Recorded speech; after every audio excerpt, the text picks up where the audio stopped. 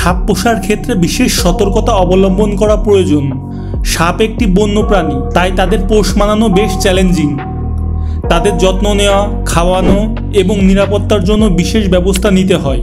সাপ পোষা অত্যন্ত রোমাঞ্চকর হলেও এটি বিপজ্জনক হতে পারে। সাপ সম্পর্কে সঠিক জ্ঞান এবং সতর্কতা না থাকলে দুর্ঘটনা ঘটতে পারে। অজগরের মতো বড় সাপ প্রায়শই মালিকদের আক্রমণ করার খবর পাওয়া যায়, যা প্রাণঘাতী হতে পারে। আপনি যদি সাপ পুষতে চান তবে যথেষ্ট জ্ঞান, অভিজ্ঞতা এবং উপযুক্ত সরঞ্জাম থাকা আবশ্যক। তাছাড়াও সাপ পোষার আগে স্থানীয় আইন এবং লাইসেন্সিং নিয়ম পরীক্ষা করাও জরুরি।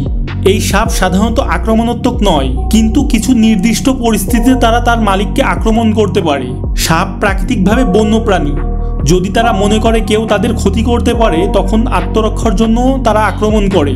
এবং যখন তারা ক্ষুধার্ত থাকে এবং মালিক যদি হাত দিয়ে খাবার দেয়, তখন হাতকে শিকার মনে করে আক্রমণ করতে পারে। ছোট এবং অনুপযুক্ত খাঁচায় সাপ বিরক্ত হয় এবং স্ট্রেসের কারণে আক্রমণাত্মক হয়ে ওঠে। তাছাড়াও যদি সাপ মালিকের শরীরে অন্য প্রাণীর গন্ধ পায়, তখন তারা ভুল করে আক্রমণ করতে পারে।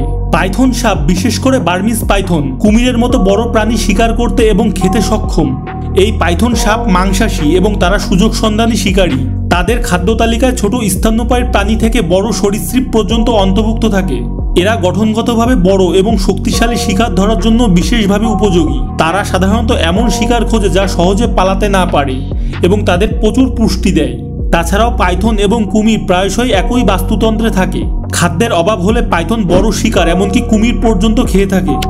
এই পাইথনের কুমির খাওয়া তাদের বেঁচে থাকার প্রাকৃতিক অভিযোজন এবং খাদ্যের অভ্যাসের একটি অংশ। এটি প্রকৃতির একটি শক্তিশালী উদাহরণ, যেখানে দুইটি শীর্ষ শিকারী নিজেদের টিকে থাকার জন্য একে অপরের বিরুদ্ধে লড়াই করে।